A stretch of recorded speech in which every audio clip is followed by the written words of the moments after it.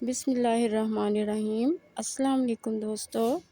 اگر آپ کو بار بار معدے میں جلن، سینے میں تیزابیت، کھٹے ڈکار یا کھانا کھانے کے بعد بھاری پن محسوس ہوتا ہے تو اس ویڈیو کو آخر تک ضرور دیکھیے۔ یہ علامات اکثر تیزابیت، بدہضمی یا معدے کے تیزاب کے غذائی نالی میں واپس آنے کی وجہ سے ہو سکتی ہے۔ مسالے دار اور تلی ہوئی غذائیں زیادہ، چائے، کافی، خالی پیٹ رہنا، بہت زیادہ کھانے یا کھانے کے فوراً بعد لیٹ جانا ان مسائل کو بڑھا سکتا ہے۔ کم مقدار میں اور وقفے وقفے سے کھانا کھانا چاہیے۔ مناسب مقدار میں کھائیں۔ تازہ پھل، سبزیاں، دلیہ اور دہی جیسی خوراک کھانے میں شامل کریں۔ اگر یہ علامات بار بار ہوں، بہت شدید ہوں، نگلنے میں دشواری ہو، خون آنے یا وزن تیزی سے کم ہونے لگے تو ڈاکٹر سے ضرور رجوع کریں، کیونکہ آپ خود گھر میں ایسا ٹوٹکا نہیں کر سکتے۔ اگر آپ کو یہ معلومات پسند آئیں تو ضرور شیئر کریں اور لائک کریں اور سبسکرائب کریں۔ ناظرین، معدے کے کھٹے ڈکار اور سینے کی جلن کو کم کرنے کے لیے ایک ٹوٹکا سن لیں۔ پیاز کاٹ کر لیموں نچوڑ لیں اور کھانے کے ساتھ کھائیں۔ اس سے ہاضمہ درست ہوتا ہے اور کھانا بھی ہضم ہو جاتا ہے۔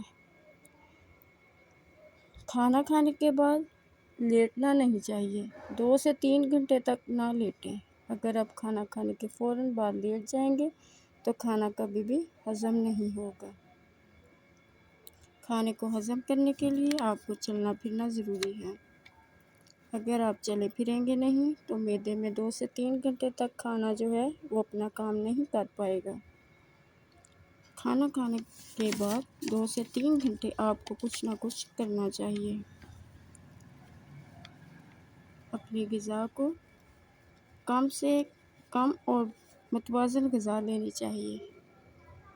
چٹکی بھر کلونجی اور معدے کی جلن ختم۔ رات کو سوتے وقت 1 چٹکی کلونجی پانی کے ساتھ لے لیں۔ چند دن، چند ہفتے اور چند مہینے اس کا استعمال کریں، آپ کو انشاءاللہ ضرور فرق پڑے گا۔ معدہ اگر کمزور ہو تو اس کے لیے 1 تولہ سابودانہ اور 1 کپ دودھ میں پکا کر صبح شام کھائیں۔